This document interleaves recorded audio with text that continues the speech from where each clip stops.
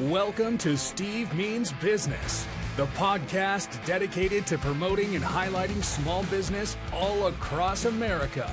As an entrepreneur who has launched many small businesses in various industries over the years and blessed with the gift of gab, Steve was made for this podcast. Let's do this. Okay, guys, like the intro says, welcome to Steve Means Business, the podcast dedicated to promoting small businesses all across the country. My name is Steve Weinberg. This is my Chocolate Lab Archie. Get used to looking at this mug. You're going to see a lot of Archie throughout all the podcasts, a lot of content, great stuff. And how about that set?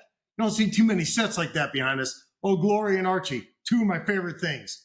All right, we'll put Archie down for a moment here, right now. We got to bribe him with a little treat.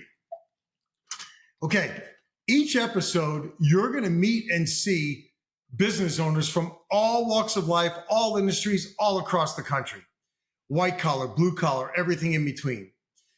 Small business is really the lifeblood of our economy, guys. I mean, that's really what drives our economy. And I'm going to tell you a little bit about myself in a moment, but I've been a serial entrepreneur, a small business owner in a few different industries.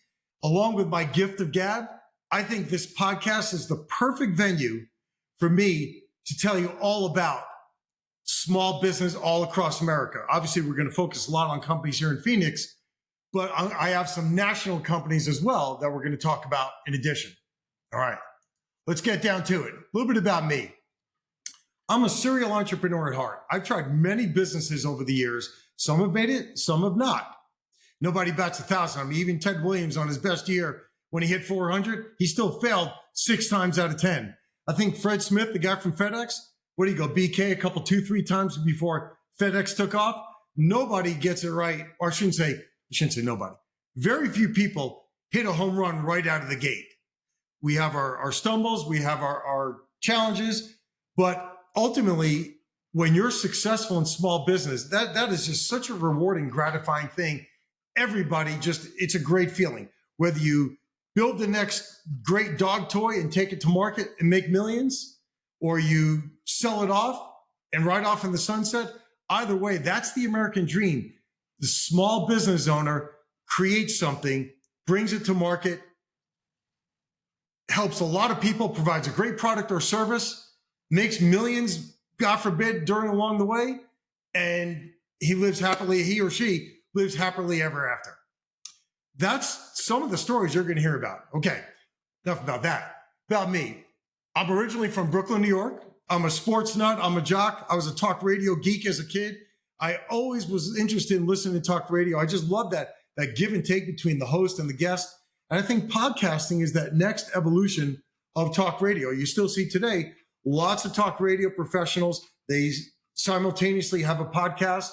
There's a lot of cross-pollination, but I think that natural give and take about people just sitting, having over lunch or having a beer, sitting just across from each other, just talking shop. That's the natural flow. That's why I love podcasting. You could just be yourself. You can let it rip. It's that natural flowing conversation where it's not as scripted, and you could have that give and take. You might be going north. All of a sudden, you're going to veer east or west. And I think people love that authenticity, that natural conversation between a couple of people. They relate to that. They gravitate to that. And that's why I think you're going to hear me say a couple of times, I'm a natural for this format. I'm going to tell you right now, today's the maiden voyage. We'll see where it goes. But I'm telling you, I love this podcasting format. I think you have to have some of that crazy energy in you. And Lord knows I got plenty of it. It's that nervous, good energy. But like I said, if you don't have a little bit of crazy in you, I think life would be pretty boring. So I've got some notes here. You'll see me occasionally referencing to them, but you're going to see Steve just let it rip, right from the hip. Hey, that kind of rhymes. Whether it's a product or a service or a company or something I come across that I'm excited about, I want to shout it from the rooftops, guys. I'm the type of guy that I go into a new pizza store or new pizza shop and I have the greatest pizza or chicken parm or meatballs. And I'm the type that calls or texts 20 buddies and say, dude, you got to try this pizza shop. It's out of sight. Or I went to a mechanic that serviced my vehicle that did not rip me off, because let's face it, a lot of them do. And I had a great experience. I want to tell everybody all about it. That's just how I am. Conversely, if I have a bad experience, you're going to hear about it. You're going to know about it as well. I call balls and strikes. We got Archie. How about this for Ad Lib TV? We got Archie because I got treats here. He's just famished right here. Okay. Professionally, the last 25 years, my main job, if you will, I've been an executive recruiter in the technology industry. I went to work for a recruiting firm for 1 year. And then, as the saying goes, you learn what not to do. And then I went off on my own, took the leap of faith. And for 25 years, I did full cycle recruiting where I ran the firm. I hired and fired. And like I said, it is a tough business. For those of you that are not familiar with it, full cycle recruiting is about as tough as any industry out there. I've got to go out on the one hand and find the talent, scour through lots of job seekers, candidates, resumes, talk to people, interview them face to face, on the phone, Zoom. And then I have to go to the company and I have to sell my services, if you will, Microsoft or let's say Facebook or Google or what have you, and say, hey guys, if you need help building your organization, I'm the guy, I'm the recruiter. So I would get my job description from the company with the specs, what they want. Then I would have to go out and find the necessary talent. And like I said, qualify that talent, sift through it, interview them. 6, 7, 8, 9, 10 rounds of interviewing at the company site. That's right. No shortage of extra steps from corporate America. And then hopefully with the grace of God, there would be a match. It is a very tough business. It's a very beat you down, kill or be killed, toxic business. And after 25 years, frankly, I said I wanted to make a little bit of a change. I still do some very strategic retained consulting at times, but for the most part, I've made a pivot. I say after 25 years, I think I want to try a couple of new things. So I've had a lot of jobs over the years, too many to list them all, but I'm going to give you a little flavor of what Steve Weinberg is all about. And not to go Sean Hannity on you here and tell you I was a roofer, I was a bartender, I was a contractor, I was a talk show host, this, that, but I have done a lot of things. I have a lot of interests. And the fact is, like I said, I love trying new things. I don't want to do the same thing every day, day in and day out. So here's a little bit about what I've done so you can learn more about me, okay? I'm an avid carpenter. I'm a DIY builder. Ever since I was a kid, even though I didn't have any formal training, I was always the kid that maybe took that TV set apart. I couldn't put it back together, but I took it apart. I always wondered how it all worked, how everything came together. I'm from Brooklyn, New York, and I probably should have mentioned that right off the bat. I've lived in Arizona for 33 years, but I am a Brooklyn, New York native. And we would pass by the Verrazano Bridge all the time, not far from our neighborhood. And Dad and I would always wonder, how does that suspension bridge stay up? I'm not sure if it's still, but I know at one point it was the largest suspension bridge in North America. Not to go Cliff Clavin on you here a little bit. Hey, Nami, a little fact, right? A little factoid. And we always wondered, how the hell does that thing stay up? How does it support all those vehicles and all that weight? So I was always a kind of a tinkerer, if you will. But I've been a carpenter, and every house I've lived at out here in Arizona, one of the first things I made sure of, check the garage to see what kind of schematics I can make for the woodworking shop. During COVID, my industry staffing obviously slowed down quite a bit.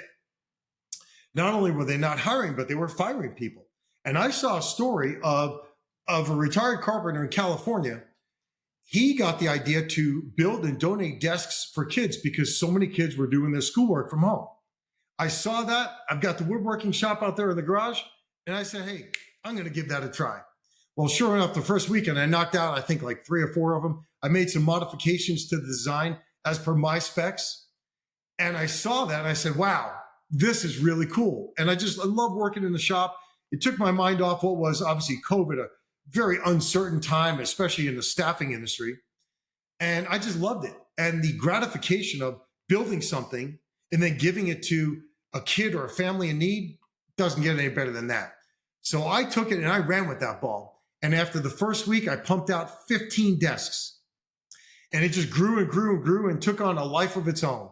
And I got people involved with it. And after I knocked out those 15, I said, hey, I think I may make this kind of a venture, if you will, of some sort, whether a nonprofit or for-profit. And after I did those 15, I actually, with my big mouth and gift of gab, I contacted the local news stations to say, hey, you want to see a good feel-good story? I just built these desks, and I'm actually setting up a donation day, whether at Home Depot or some other companies I coordinated with, to give the desks away. That's right. I'm the builder. I'm the advertising executive. I'm the PR guy. I do it all. That's kind of my nature.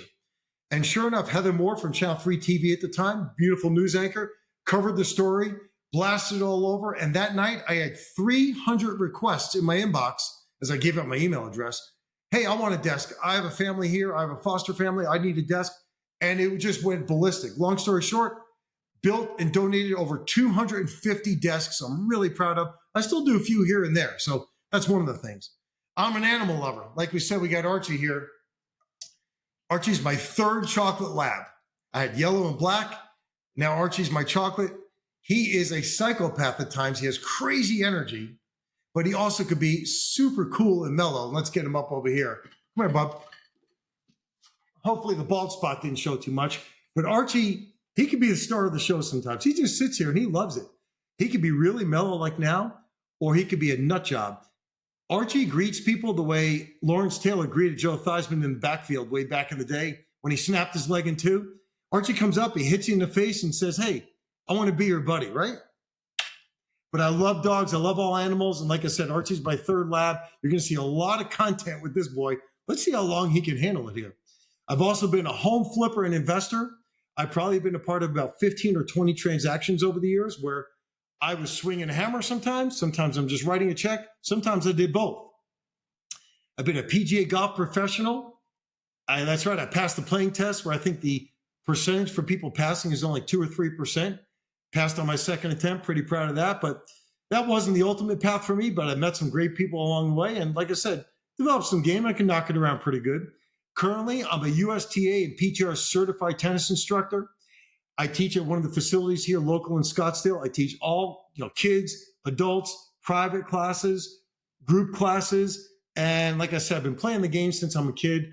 I think I'm pretty okay at it, pretty good. And I love helping other people really improve. And if you want to bomb some serves or rip some forehands, I'm your guy. Come see me. We'll put Archie down. It's enough for now. He's going to meander about.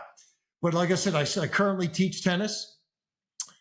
About a year and a half ago, I started doing what we call reviews by Steve. I've got those channels on YouTube, Facebook, Instagram, TikTok, where I go around and kind of a takeoff from maybe Portnoy and the pizza review. But, I'll go to that restaurant or that establishment, eat their food, give you the no filter review, what I think, good, better, and different, whether it's a retail store or a service provider, a mechanic, a restaurant, an HVAC company, a real estate company. Anywhere where I have interacted with those companies or done business or I've been a customer, and I basically posted my reviews online. Like I said, reviews by Steve. I thought the name kind of clicked. I think that's a springboard for what I'm doing here with the podcast, guys, and you're going to hear more about that. I also started a property management company a couple of years ago where I look after the homes of snowbirds and seasonal residents when they're gone. Go to the homes a couple times a month, making sure everything's running A-okay. To me, that's just a natural. I mean, that's a no-brainer. I've had various jobs in the hospitality and the restaurant business, the hotel service industry. And like I said, I've met so many people along the way. I think that really teaches you how to deal with so many different types of people. I think it's fantastic. I'm a sports nut. I'm a jock. In the last 15 months, I got addicted to pickleball. My buddy, Sean Holden. Sean, how you doing? One of my tennis buddies, he introduced me to pickleball. Went to the court, and in 2 minutes, I knew I was hooked. The needle's in the arm, guys. I'm a full-blown addict. I play 6 to 7 days a week. I love the game. I'm playing at a 4.5 level, competitive level. And I always try to play with players better than me. We even get a chance to play with some guys that are on the tour that live out here in Scottsdale. The game requires so much more athleticism, especially in singles, than I ever thought. I mean, it is really fast. You get one of those hands fights and doubles at the net. It is awesome. I was made for this game. I love it. I love that quick hand-eye coordination. I was a hockey goalie when I was a kid. And I just think there's so many skills that cross over that are applicable for pickleball. And any of you people out there that just poo-poo on it and think it's for old farts that ball doesn't bounce or go fast, you guys could not be any more wrong. You've got to give it a try. For many years, like I said, I've been listening to these podcasts, these talk radio hosts or these newscasters or commentators. And I say, I could do a better job of explaining it, or I could communicate that message better. No, here's what I think. And I said, I'm going to get a podcast. I'm going to get a forum and give you my opinion. And that's why I think this is going to fly so well. The title, Steve Means Business. To me, That's like the old man, Marty, the old dad, God rest him. Anytime he would be serious about something or excited about something, he'd be like, Montana. That's how he would be. And Steve means business to me. That denotes excitement, passion, energy. And you're going to hear and meet and see all these business owners. Each episode, I'm going to have them on, and I'll shut up in a little bit. I'm going to make it about them. I want them to tell their story, tell us their journey, how they made it, how they recovered when they fell down, because nobody, like I said, knocks it out of the park right out of the gate. You're going to hear these stories. You're going to be inspired. You're going to be entertained. And who knows, you'll either frequent this business that you didn't know existed in your neighborhood, or like I said, maybe it'll inspire you to go out and start a business of your own. Let's talk about Arizona, because you're going to see a lot of Arizona businesses, I'm going to feature out here. Arizona is such a great place to do business. We have such a friendly business climate. The tax policies are really conducive for companies coming out here, relocating out here or putting down roots here. In so many different industries, we have businesses across all these industries: technology, obviously tourism, hospitality, retail, real estate, white collar, blue collar. It doesn't matter. Arizona is ripe for business. I hate to use the expression we're on fire, because it's 116 out there today. No joke. I was on the courts last night in 115-degree temperature, 4 hours. That's right. That's how much we love pickleball. But you're going to see so many businesses continue to move here, relocate here, and the ones that are here are just going to grow like crazy. We have been like a rocket ship the last 15, 20 years in the technology sector, especially. Honeywell, Intel, ON Semiconductor. It started with Motorola 50, 60 years ago. I have a couple of friends there, folks worked for Motorola. Those were some of the early pioneers with technology companies in Arizona. And like I said, all these other companies coming out here, Arizona is just so ripe for the pickings as far as doing business out here. It's just a great place to work and live. We have so many activities you could do: hiking, biking, golf, obviously, tennis, pickleball, fishing, hunting. We have probably a half a dozen lakes within 1 hour of where I'm sitting here, metropolitan Scottsdale, Phoenix. I mean, there's just so much to do out here. And even though our real estate industry has exploded and home values have gone up like a rocket ship in certain neighborhoods, we've tripled. That's right here. It's such a desirable place to be. You're seeing people move here all the time. We rank probably in the top 10 or 15 in the country for places to live and places to do business. So you're going to meet and see a lot of Arizona businesses here. One of the monster businesses here under construction now, the Taiwanese or the Taiwan Semiconductor Manufacturing Company. I think it's TSMC. They're out here by Ben Avery, by the shooting range on the west side of town, which we do a lot of as well. I think they're going to have something like 4,500 people to start. They're going to employ, so huge employer, huge company in Arizona to start. And like I said, it's just going to attract other companies. There's a domino effect, whether it's complementary companies or rival companies. Arizona is where it's at, guys, for growth in so many industries across the country. So if you like what you see, a little snippet here, a little sample, and you like what you hear, you need to subscribe to the channel. I'm going to have graphics on here. We're going to have links on here. Like I said, we're on Facebook, Instagram, YouTube. Steve Means Business. That's the handle. Go look us up, subscribe, support the channel, support the podcast. You're going to be entertained. You're going to meet and see some great new businesses. You're going to get some great ideas, and you're going to love this podcast. So we look forward to seeing you each week. You're going to see new episodes every week on the podcast. Looking forward to seeing and meeting a lot of new people. Take care, guys.